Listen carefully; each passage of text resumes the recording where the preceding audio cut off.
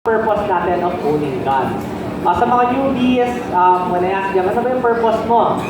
They usually say, for home defense, for self-protection, which is a very valid purpose sa pag-own ng gun. Concealed carry, for some guys na siguro yung work nila would require them to move around a lot and to have a carry gun with them.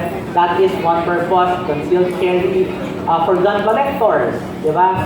Ang purpose nila is to expand their collection, have different variety maybe. So that is another purpose.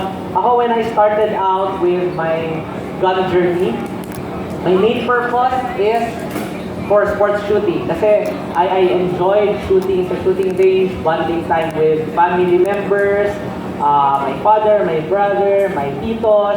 So we go to the shooting range and have fun. So sabi ko, pag ako magkakaroon ng first gun ko, gusto ko something that I can enjoy shooting sa shooting range kasama sila. So